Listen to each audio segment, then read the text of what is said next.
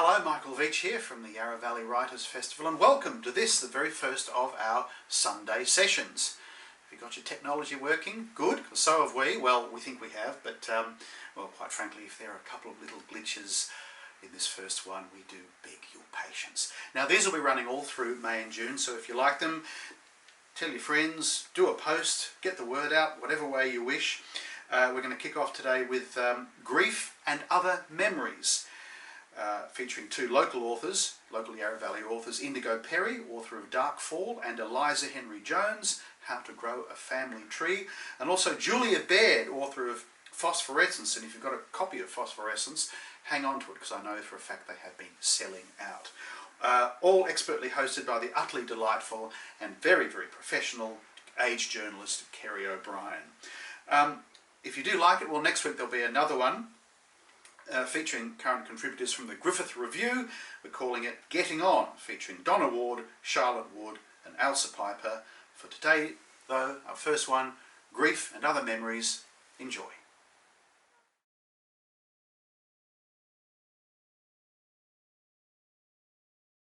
Good afternoon and welcome to the Yarra Valley Writers Festival. My name is Kerry O'Brien. I'm a senior writer with The Age and I specialise in the arts. And it's my absolute pleasure to be here today to host this panel with three wonderful writers.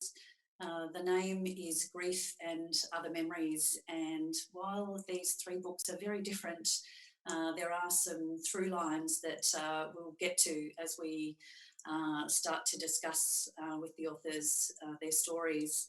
I'd like to start by introducing the panel. Eliza Henry Jones is a Yarra Valley local and she's written a number of books, some for adults and some for young adults. Her latest offering is called How to Grow a Family Tree, and it's a lovely story based around a young woman named Stella, who's a 17-year-old dealing with all the sorts of issues that adolescence entails, with a few additional elements of stress, not least of which is that her dad has a gambling addiction and has lost the family home, so they've had to move to the local caravan park, which she's none too happy about. She's also had, she's adopted and her birth mother has made contact, so she's in quite a quandary about making contact and what that means and what that also means to her role within the family she grew up in. So she's, in a bit of a difficult space. Secondly, Indigo Carrie, who is also a Yarra Valley local. She's a memoirist who has just released a week ago her second book, which is called Darkfall. And that traces her experiences as a young girl and then a young woman growing up in country Victoria. And goodness, it's a time searing and confronting story.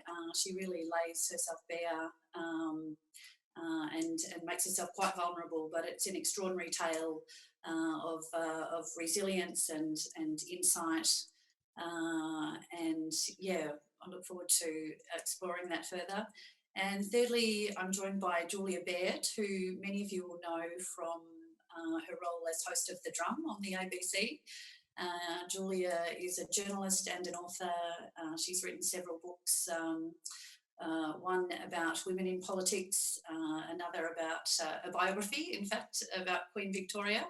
And her latest is Phosphorescence, which is almost the most timely offering you could imagine for these COVID-19 times. It's a beautiful story about finding light in the world when everything seems to have gone dark. We might need to check in with her if she knew something before the rest of us in terms of that being published at the end of last year. But welcome to everyone. I thought we might start by asking you, Eliza, about Stella's obsession with self-help books, which does lead to some very amusing moments throughout the book, but there's also something deeper going on there. So yeah, I wonder where that idea came from. So that part of Stella's character is very much based on me as a teenager, and growing up, in a family where there was addiction and mental health issues, and my grandmother had very bad Alzheimer's. I took a lot of that on board very personally, and I was obsessed with helping people. And I thought, if I just sat down and unpacked these things enough with them and we came up with action plans, then I could actually fix everyone around me. And in a way, when I let all that go as I got older, it was this massive relief, because you can't help people unless they're ready to be helped. And it's not up to you to decide the ways that people need to be fixed. I think Stella comes to that at a certain point, doesn't she? But it's the sort of thing that can stay with you as a young adult. In fact, indeed, some people throughout their whole lives may not get to that point. But the idea of fixing others is an interesting one. I wonder if you feel like she finds that for herself, or through realising it just doesn't work. Sorry, I don't quite understand that question. Oh, okay. I just wondered how she gets to the point of realising that she can't fix others.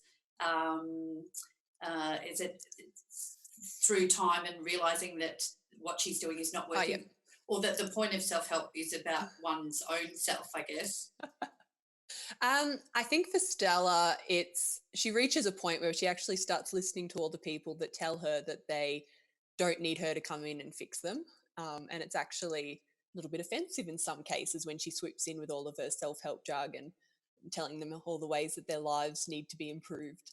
But it was definitely an internal thing for Stella. And I think it was a coping mechanism as well. And by focusing on other people, she was able to sort of avoid facing the things that she needed to face in herself. So it was, but it was good fun to write. Yeah. I wonder, in terms of memory and this book, you mentioned that you were in some ways like Stella growing up. Do you feel like it's in part based on memories of your experience of adolescence and childhood, or is there a certain point where the fiction veers off in a different direction? It definitely veers off. So my grandma was forced to give my father up for adoption as a teenager. And that sort of idea of family being blood, but also not being defined by blood. I didn't meet her until I was 6.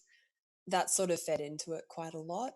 And I've got a half sister I've never met. So I am quite preoccupied with what makes a family and how we find our people, and, you know, the different forms that family can take. So I think Stella is probably an exaggeration of that part of me when I was a teenager, but there are quite a few elements in her story that I have sort of drawn on my own life for. Mm. There's great beauty in her finding that family is not necessarily about anything imposed on you, but what you want for yourself. When she does, I don't think it's a spoiler to say that she does meet her birth mother, but and her mother has what might be perceived as a perfect world, but in fact, she realizes fairly quickly that that the trappings and the materialistic sort of world around us doesn't necessarily mean much in terms of our heart and our happiness. Absolutely. And I think particularly when you're a teenager, it's very easy to get hooked into stuff and having the right stuff and fitting in, and, you know, and I think it's a big part of just finding out who you are. So I think for Stella, it is this hugely mortifying experience moving to this caravan park. And there is this element of grief because there's this loss of, you know, she's lost this sense of safety and security, and this idea of the future that she thought that she would have in this house. And she grapples with it quite a lot. And at first, when she meets her birth mother, she's rapt because this, you know, woman has this beautiful house and this beautiful garden, but slowly Stella sort of realizes that she actually hasn't addressed any of the trauma that she's experienced. And that was something else I wanted to explore, this idea that trauma doesn't always find its way into voice, and we aren't always able to articulate what we've been through. And I think in a lot of fiction, and I think in my other books as well, you know, it is very tempting to sort of have these moments where the character does, verbalize all of their trauma to other characters, and then, they're suddenly healed and they have closure and they can move on with their life, when in the reality it's a lot more complicated and messy than that. Mm. There are a lot of moments within that caravan park that dispel stereotypes, I guess. I mean, it's her worst nightmare to go and live there, but she is very quickly introduced to a wonderful array of characters and great.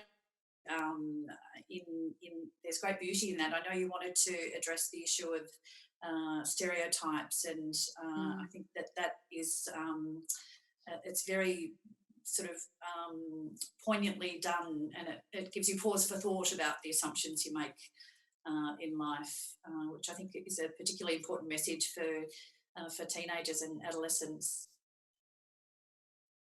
Yeah, I think that I definitely had teenagers in mind when I was writing How to Grow a Family Tree. And in terms of stereotypes, I worked for quite a few years in the alcohol and other drug sector, with families that sometimes sounded a little bit daunting on paper. And then you'd meet them and they would always be so surprising and so resilient and have such strength. And that was something that I really wanted to explore, in the ways that being stereotyped impacts on people that are experiencing really challenging circumstances. So I'm glad to hear that it sort of came through in the book. Yeah, absolutely. I wonder, in terms of the writing process, I understand you were working on something else, and then you thought that wasn't coming together, so you'd have a break, and within, was it just 2 weeks you were able to come up with a first draft? Yeah, so I'd been grappling with this other young adult novel, which I still haven't actually finished. And I was really, really struggling with it. It was like pushing a boulder up a hill, and every sentence was just agonizing. And I thought, right, I'm going to put it aside for 2 weeks and I'll decide then whether I want to scrap it or start again, or, just sort of plow on with it.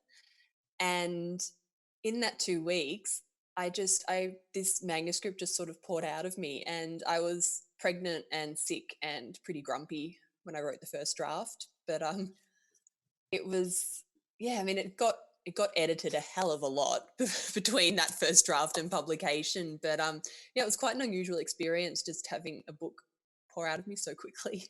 Yeah, it's almost a writer's dream, and it doesn't sound like those circumstances were ideal by any means. It's quite an achievement.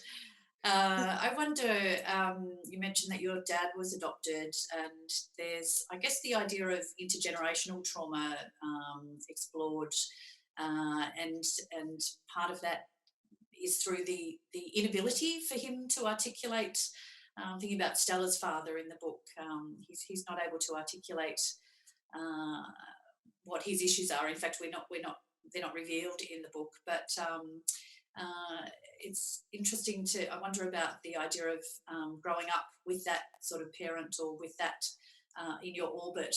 I'm guessing you wanted to sort of explore that reality. Yeah, so I think it definitely impacts how you grow up and how you see the world. And I did want to explore that in Family Tree. And I think you end up being quite parentified in a lot of ways, and you end up second guessing people, and again, just wanting to fix people. And if they're not telling you, how they need to be fixed, you might start making assumptions and just trying to fix them how you think that they should be fixed. Mm. And when I went into community services, I went in with that mindset, and that was something that really appealed to me about addiction. When I went for the job when I was 20, was this idea that, you can go in and you can fix people. And isn't that wonderful? And Yeah. it was a huge learning curve for me to actually realize that there is so much underlying substance abuse and addiction and mental illness. And particularly with addiction, there's no easy fix. Like, you stop using the drugs, there's still all this stuff sitting under the surface. So I think that was part of my personal experience and professional experience, and it definitely fed into How to Grow a Family Tree. Mm. One interesting thing that Stella finds is great solace in quite simple things. at the caravan park. Some of her favourite moments are almost sitting by the banks of the river and helping out someone who's working in the garden and doing, what might seem kind of ordinary things, but that spoke volumes, I guess, particularly in the context of this shutdown we're in. It really sort of resonated perhaps a bit differently. But I was interested in that. I think, do you see that as, I mean, there is almost therapy in those sort of simple things, aren't they? There are, and for her, she's so preoccupied with the big things, as I was as a teenager, fixing all the big things. Yeah. I think there is huge catharsis in being able to focus on those little things, particularly as we are in isolation currently, Mm. and just being able to sort of switch your mind onto that and notice those things. Mm. And it sort of gave her, I think, the space to sort of breathe enough to recognize her own issues and stop running pell-mell after other people and Yeah, trying to fix them. indeed. It segues nicely, Julia, into some of Phosphorescence. You look at both, I guess it's an interesting sort of juxtaposition, finding joy and delight in the ordinary, and yet also seeking out awe and wonder. I wonder if you can talk about both those things. They might seem like opposites, but they sort of they sort of neatly fit together in the book. Right, because sometimes seeking, the soothing power of the ordinary is actually to do with wonder. Like, watching trees or watching, I don't know, like I saw a shark coming out of an egg recently. Like watching, like like as Mary Oliver did, a grasshopper eat sugar out of her hand, or like a little. There are so many ladybugs around at the moment. I don't know why. And there's also more dragonflies and butterflies as well. And sometimes those things are actually around us, and it's a question of paying attention. And I totally agree with your point, which is that at a time like this, I've really noticed a lot of people paying a lot of attention to what's around them. Our worlds are more confined. And I've had a lot of people writing to me saying, oh, I can't go ocean swimming. A lot of the things I write about, which is awe, which I will get to, oh, I can't go and do all those things. But actually, again, like it's closer than we think. A lot of the study around the importance of green in our lives is, yes, about the green we see outside, but can be outside our windows, can be the importance of having green plants around. Like, I was really struck and amazed by that kind of research, which was like looking at, they looked, for example, at hospitals and patients that looked out onto green, comparing patients that looked out onto blank brick walls, and those that looked onto green were less likely to ask for pain relief and more likely to get out of there sooner. Same thing with prisoners. Like, prisoners that looked out onto green were more likely to retain good kind of physical and mental health. Anyway, so sometimes the ordinary, great cup of tea, a moment of stillness. Like, I love tea, so I'd probably do write about that a bit. Hanging out with your cat or your dog, they are things that can give you like incredible contentment and incredible happiness. But I do also talk about awe, which is, I think, our need to feel small and wonder as well. So the importance of wondering at things, at marveling at things, at asking questions and being amazed by something, right? But with awe, it's often about being dwarfed. You're at the edge of a massive ocean. You're under a huge yawning kind of galaxy of stars. I think it's really good for us to feel small. I think not small compared to everyone else, but that we're all small and that we're all connected. And there's all this interesting research around awe, which does show that the smaller people feel, the more likely they are to be altruistic and conscious of other people. So it's that kind of, less ego, more let's look after the earth kind of stuff. So yeah. That was an extraordinary thing, actually, wasn't it? The studies have shown that that altruism, I guess, is really an inherent sort of result of experiencing awe. Right. I hadn't thought about that before. No, I hadn't either, and I was interested in it.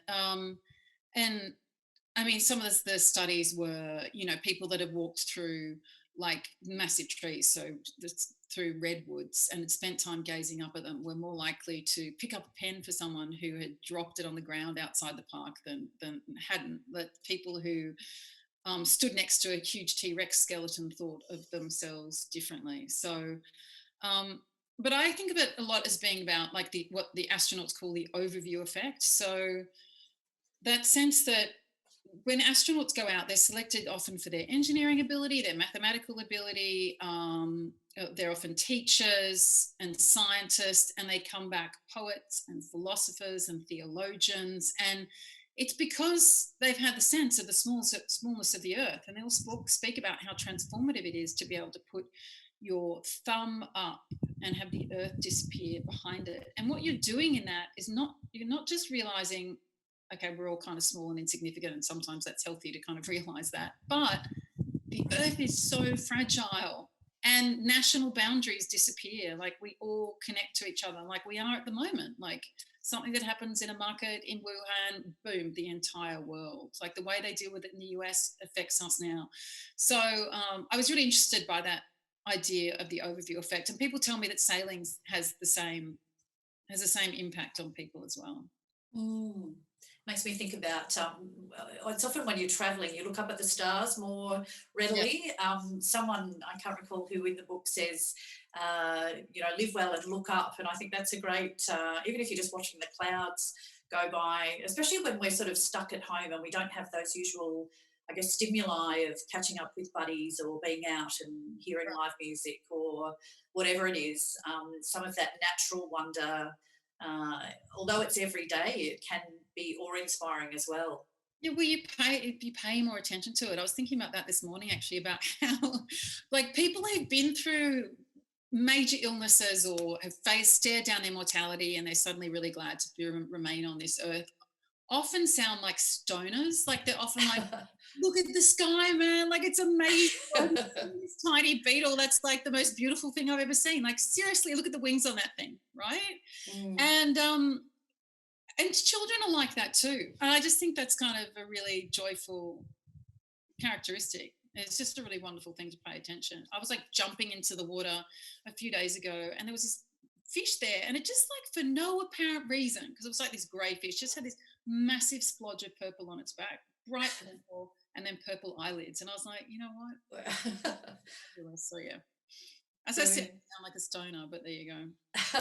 Well, I'm glad you mentioned that in terms of illness, because your struggles with cancer and extensive surgery to address that obviously informed the book in some part. But I wondered, had it been sort of gestating for a while before those experiences? Yeah, I think, look, I mean, because the idea of the book is about what is it that sustains you when you go through dark times, right? And part of it is, I did go through this struggle with health, and I learned a lot then about what got me through it. But also, I do write earlier in the book about a lot of the idea of it is, so when I was going through this really bad heartbreak once, and I called up this counsellor, and I was like, I just don't know how I'm going to get through this. I really have no idea how I'm going to get through the other side of this. And he was like, look, everything that you have been given in your life, all the friends you've had, all the families, every book you've ever read, every poet you've ever delighted in,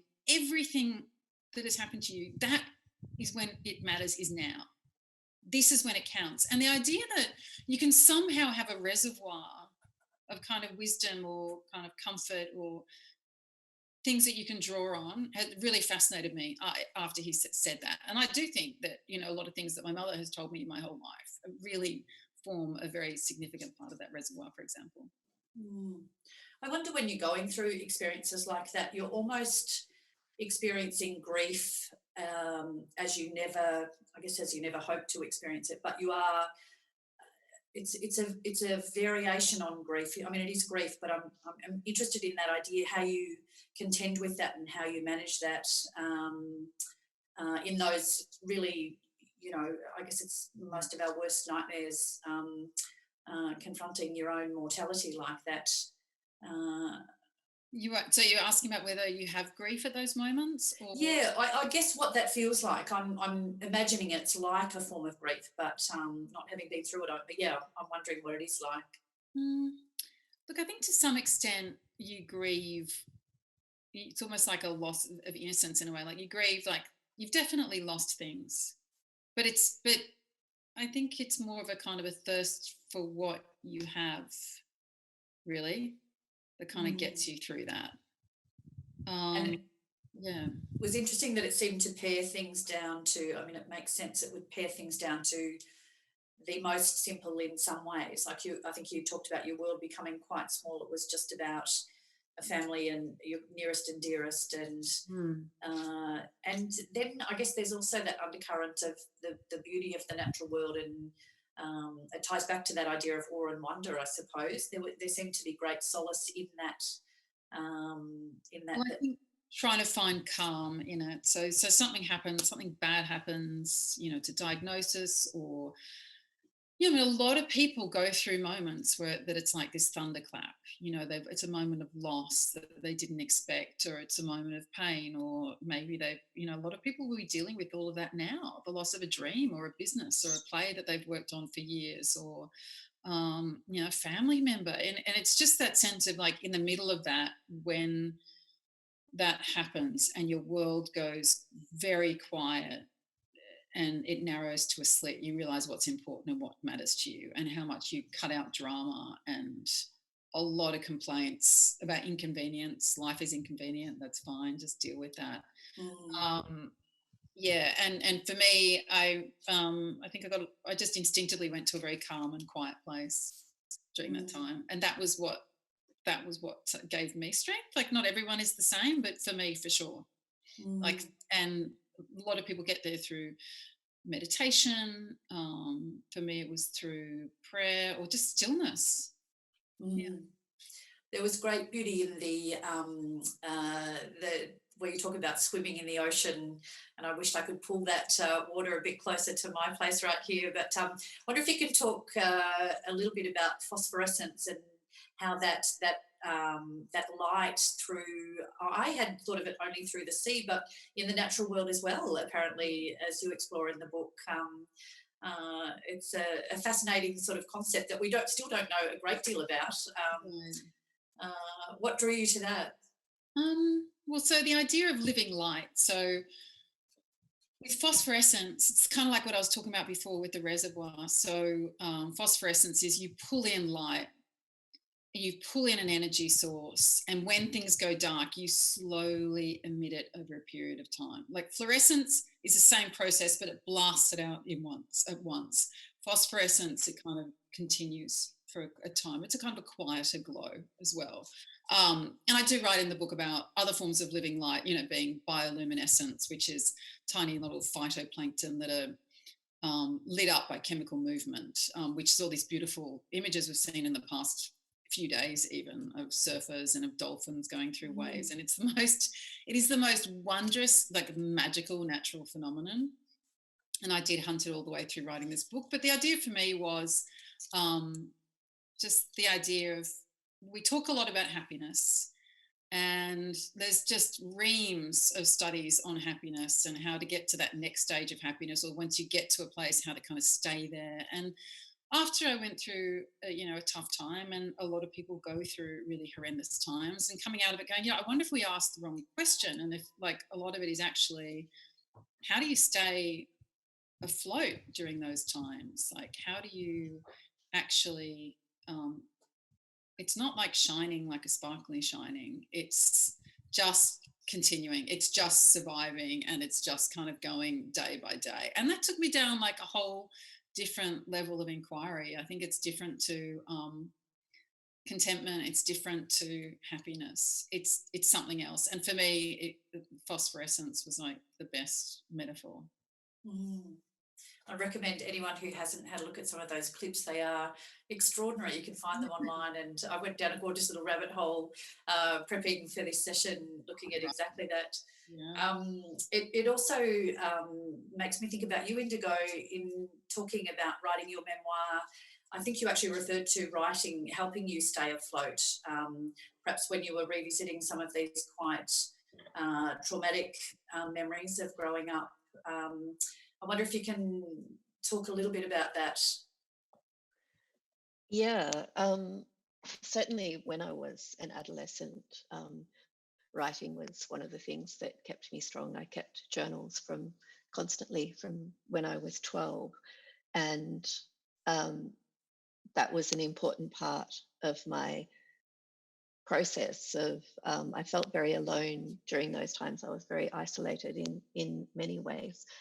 And but more recently, in writing my book Darkfall, there was a quite incredible process that I went through with that. I had been a bit afraid to approach the subject matter of my adolescence. It wasn't something I'd been really drawn to write about before. And I think that might have been because it was this big, dark, tangled mass of memories. And I sensed that it had a pretty big hold on me. And I didn't quite know if I could return to it. But when I did, and it started with one fragment, which became the first chapter in the book, and all the chapters are short. It's a memoir that's written in fragments. And when I wrote that first one, my relationship with those memories started to change. And I had a feeling, which became more convincing as I wrote more of these fragments, that this was actually the way to untangle the mass. And I had quite a very powerful sense of surprise as I was writing it, because I'd thought of it as so dark, as those being very dark times and it being very dark matter. But what I found when I wrote it was just how much light and beauty was in there, because as a young person, I created all of these ways of coping. One of them was writing. One of them was music. I was constantly always playing music in my room, and felt deep connections with the musicians that made that music. And the other thing was my relationship with the night, because I was a terrible insomniac. And in many ways, that was very stressful, because at school I was always tired, and I spent so much time in my room just wanting to sleep, but being unable to sleep. And the nights for me almost became like a different life. So I had these difficult experiences during the day. I was being intensely bullied at school, that then this was sustained over years and years, and I was in a small country town, so there was no escape from it. And just because as a very sensitive child, I was really affected by the harshness and the brutality of the town, this small country town, sort of hot and dry, and in my experience, desolate. And the environment there was very desolate. In my view, it was quite desecrated. It was cleared for farmland, and there was this one little patch of wild nature that I was drawn to, and it was a tiny little mountain. You could walk to the top of it in about 5 minutes. And I would go there at night. I'd climb out my bedroom window and I'd walk or run through the streets. This is often at 2 or 3 a.m. And I actually had a very intense fear of the dark, but it was a claustrophobic fear of the dark. So I was afraid of the dark inside. But once I went outside into the night, I had no fear at all. And actually, I felt really powerful. And I could be alone and I could be out there for hours. And I would go to this tiny mountain, and there were high granite boulders, and I would stand on top of the boulders, and there was this incredible view of the stars. It was like a snow dome, because it was very flat country apart from this little mountain and a long way away from city lights.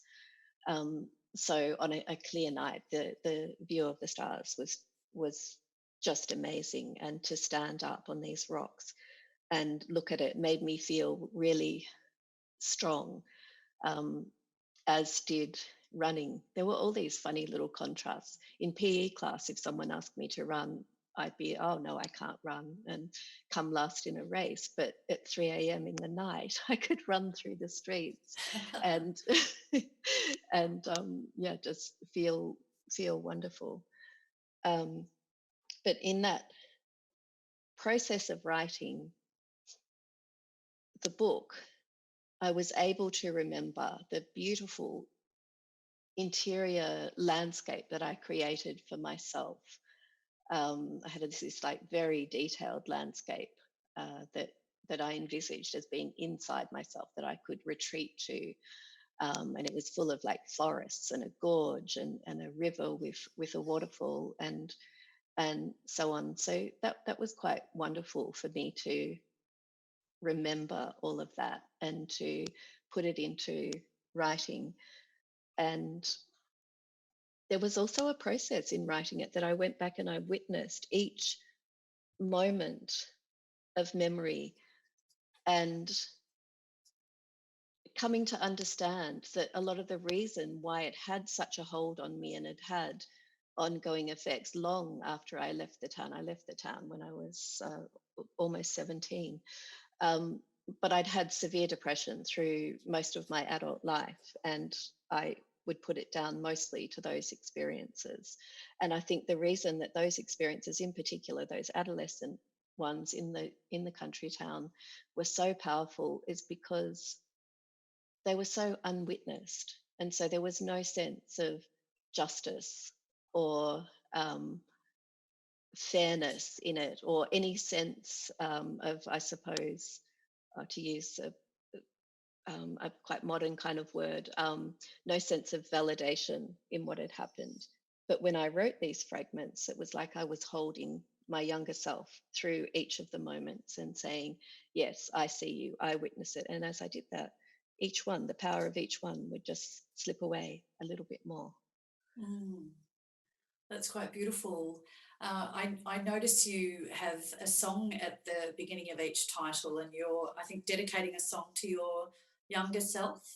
Yes, well, I was gifting her with a song because even though I had this wonderful relationship with music, I was limited in the music that I had exposure to, because it was the 80s and I was in this tiny town, and I had access to one Hits and Memories radio station, my parents' pile of records, which consisted, I think, of maybe 10 records, and Countdown.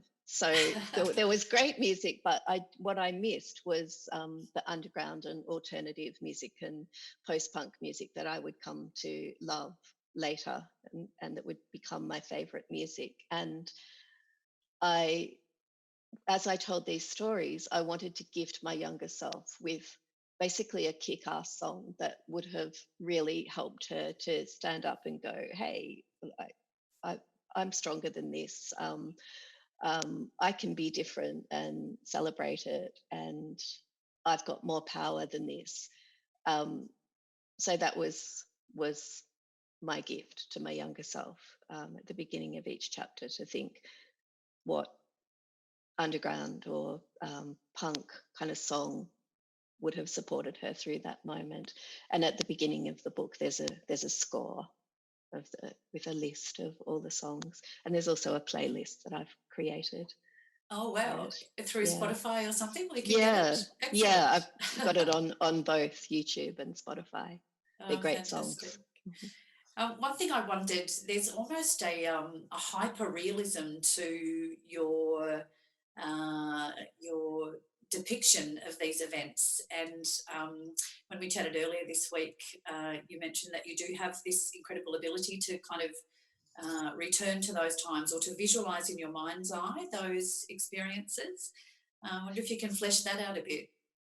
Yeah, well, I think it's part of my experience of the world anyway, is I'm very sensual and operate a lot through my senses, but I appear to have this very clear memory that I think runs in my family. We all used to joke about how my great grandmother just had this incredible memory, and I think I seem to have a similar kind of memory.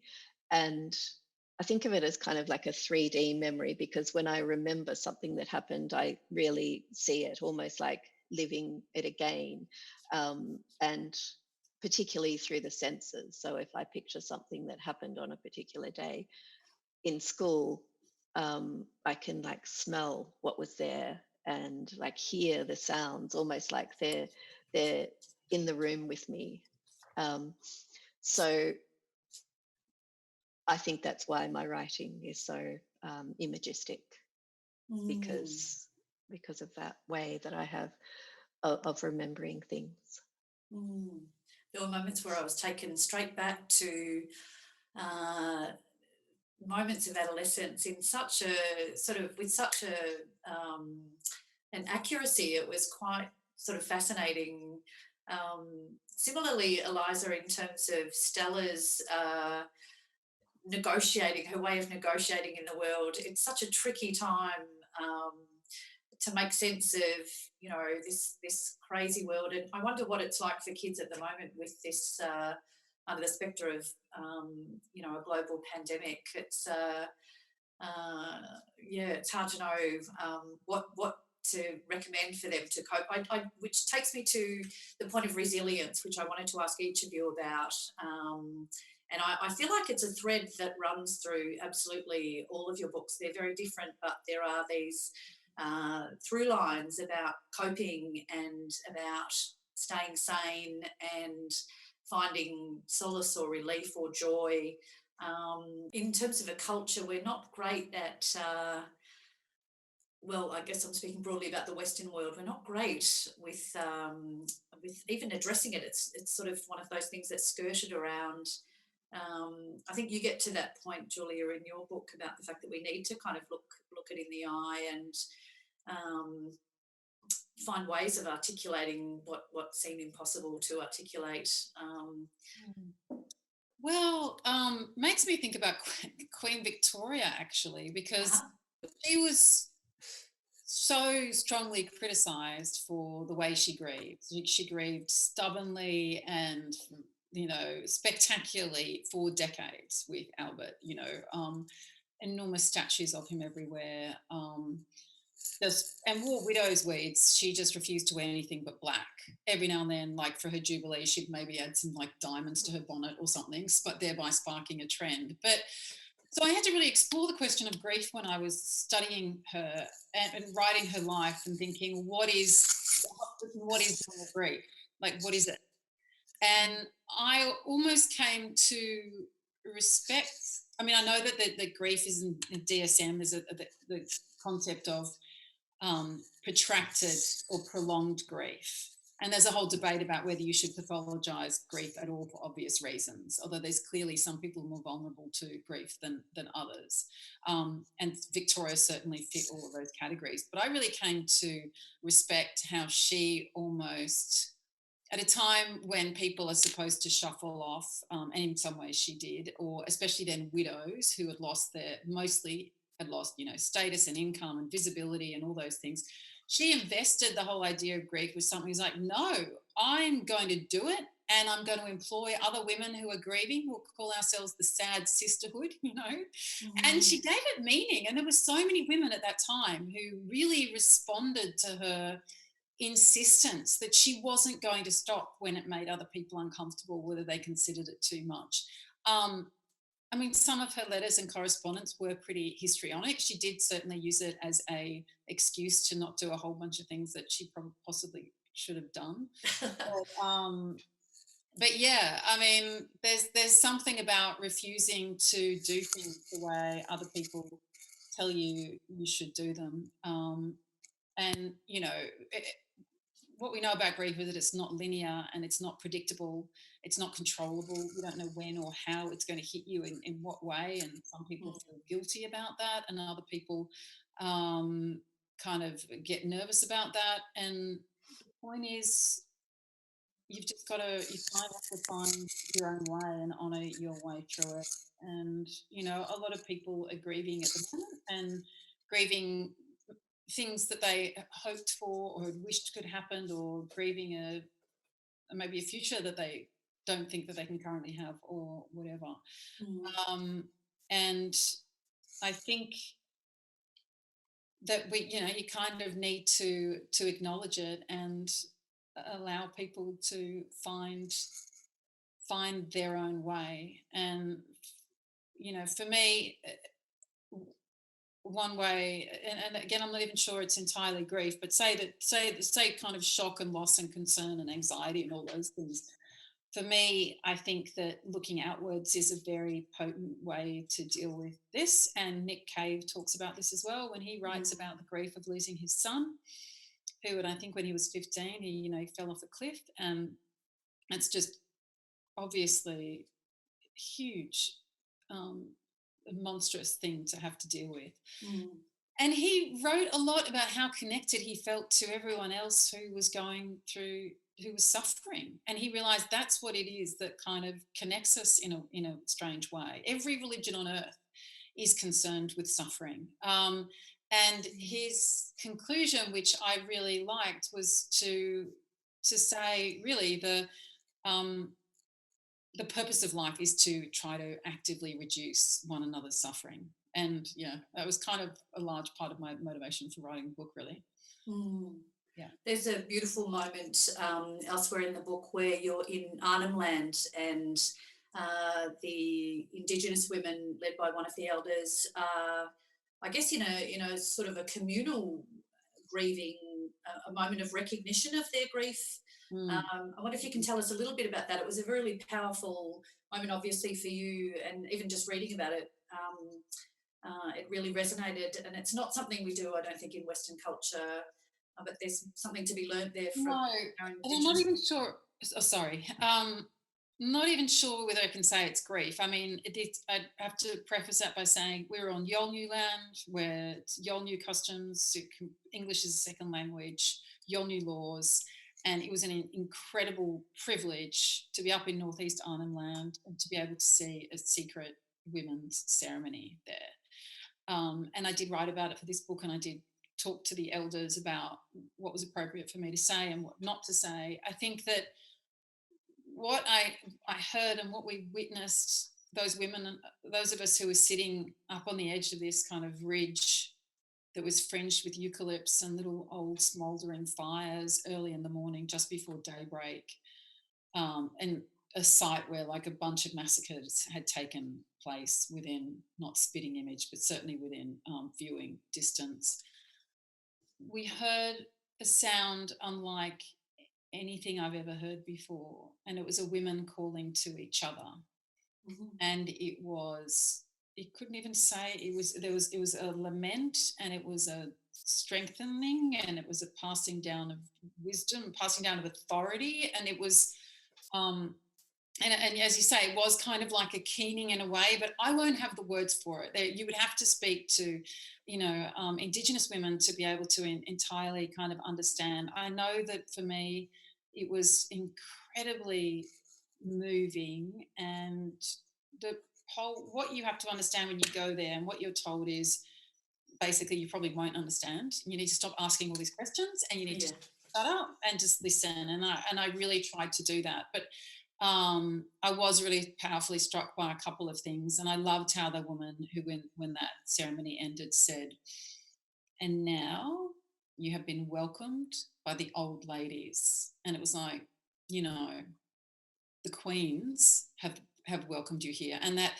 sense of older women being kind of invested with that, and that sense of older women passing authority down to younger generations, really got me thinking, and how important it is for us, all of us, to be listening to Indigenous women, and how important their kind of leadership is in this country.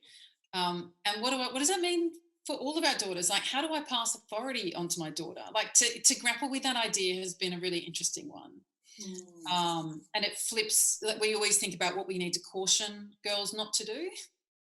We don't say, find your authority and kind of own it. And I'm trying to do that, but she doesn't listen to me that much right now.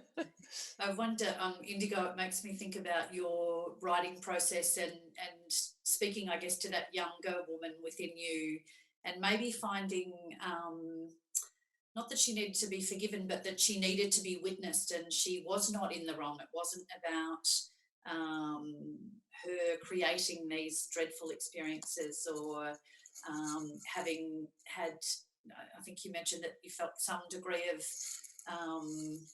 complicity or trying to think of the exact word, some sort of involvement, but it was not actually anything about your young self, was it? It was sort of the situation she found herself in. I wonder if there's sort of a reconciliation there that happened through the writing of the memoir, that you were able to achieve peace for that younger self.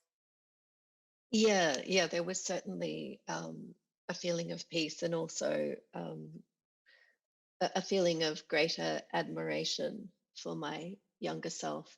And it was also important to me, or became more important to me, as I was writing the book and remembering some of these really dark experiences that happened, that I would say was a part of that. There was a strong toxic masculine culture in the town, and a lot of things would happen, a lot of sexual violence, physical violence, and all kinds of psychological violence, particularly against girls and women. And I witnessed some appalling events, and also was just close to things that happened, and you would always hear about them in rumor. And because I was such a sensitive person, I would take those things on, really take them into my body and into my nightmares. And that stayed with me. And I think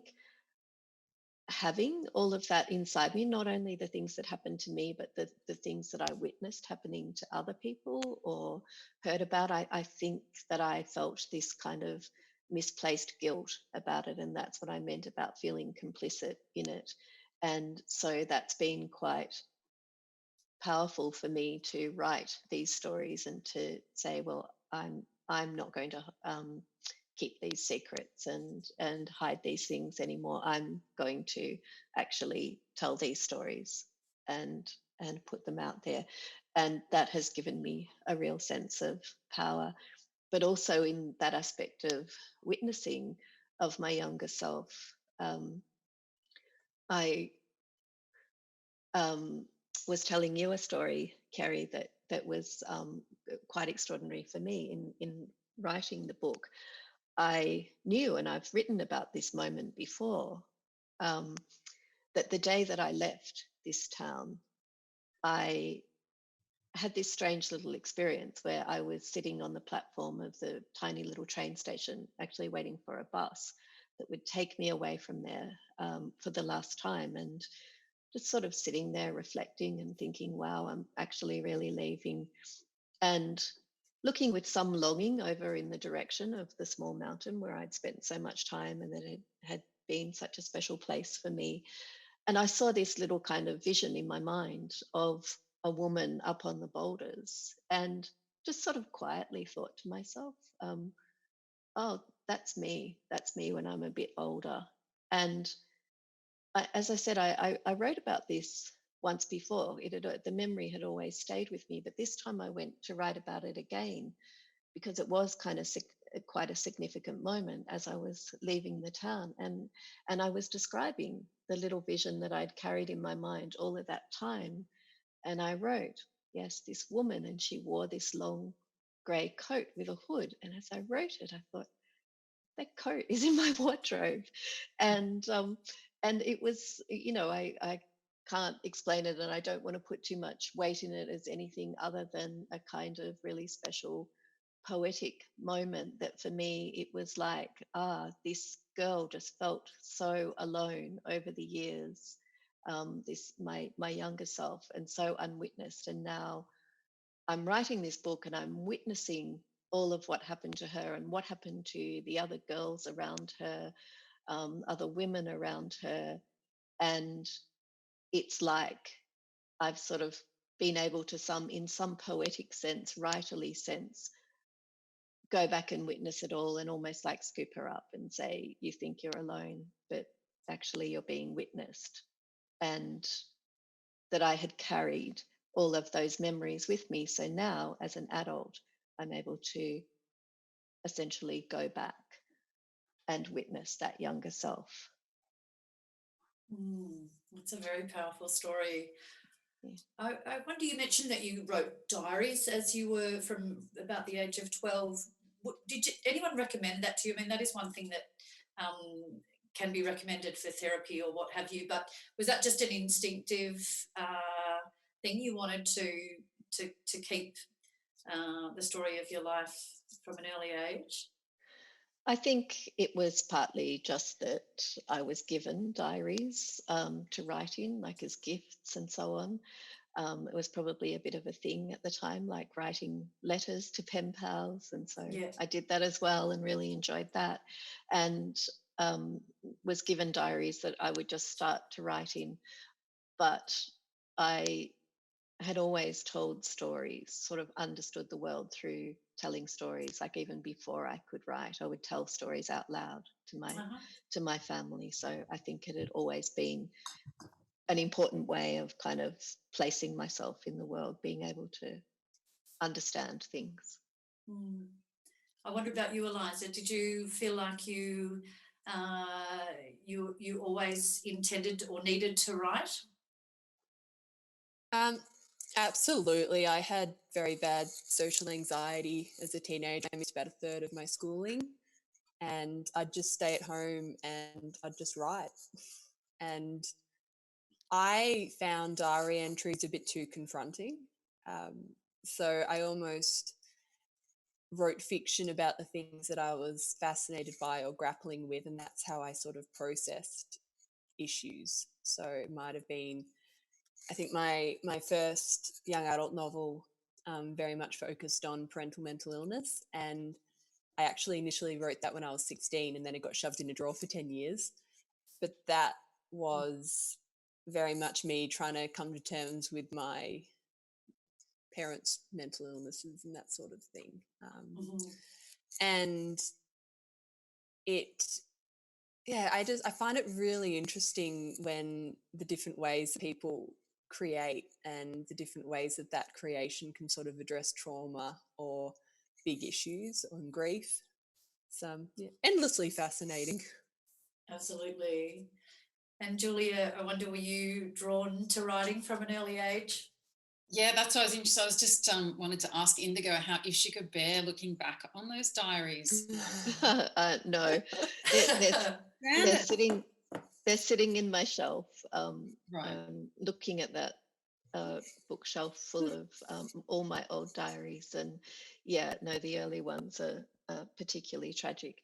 And even now I keep journals. I mean, it's part of my writing practice to write in my journal every day. And now I have really nice books with lovely paper and so on that I enjoy writing in. But sometimes people walk past me, like I'll often write at cafes, and they'll walk past and they'll say, "Oh, I'd love to read that," and I think, no, you wouldn't. It's really boring. Like that's not that's not my actual writing. It's just more a practice of writing than it is, than trying to write something that is poetic and that I would consider to be good writing. Sometimes it sort of morphs from that sort of just daily practice. I'll get inspired to write something, but mostly the practice is more important to me than what I'm actually writing in the diaries. I did start writing diaries when I was about 7, and it was a couple of years, and I've got boxes, and I cannot stand them. I cannot stand them. And that's why I've got this whole section in my book. Like and also I wrote so much about boys. I just wish myself, just don't. You will barely remember, but all this great heaving passion and uncertainty. And look, I've got a little friend. Hello. Hello. I've got a little friend too. Where's your They can sense where the action is, I think. I know, right? Anyway, but I really related to Helen Garner saying that, and it's just great tragedy because she burnt a bunch of her diaries, right? So Yes. even though they were self-absorbed, I'm sure they were fascinating, whereas mine were self-absorbed and so dull.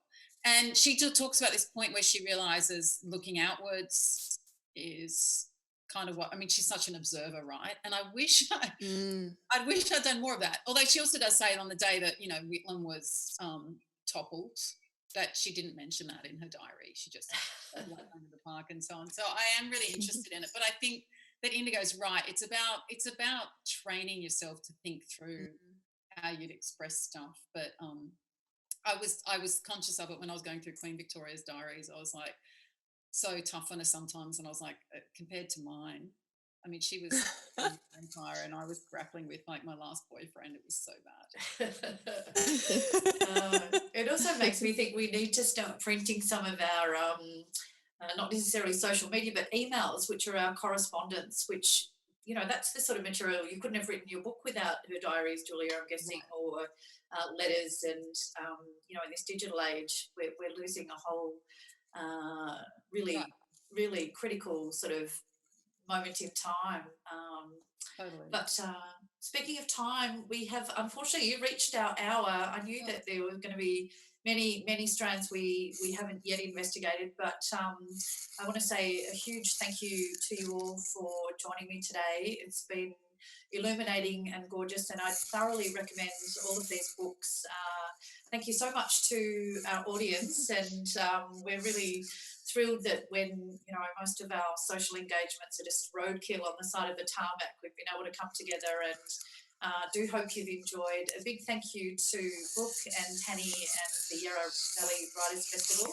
Maybe next year, if we can do a bit of a same time next year, we can all meet in the flesh in that very beautiful part of the world that is the Yarra Valley. Enjoy, and many thanks again to our wonderful panel, Julia Baird, Eliza Henry-Jones and Indigo Carrie. Thank you. Thanks so much, Carrie. Cheers. Thank you all.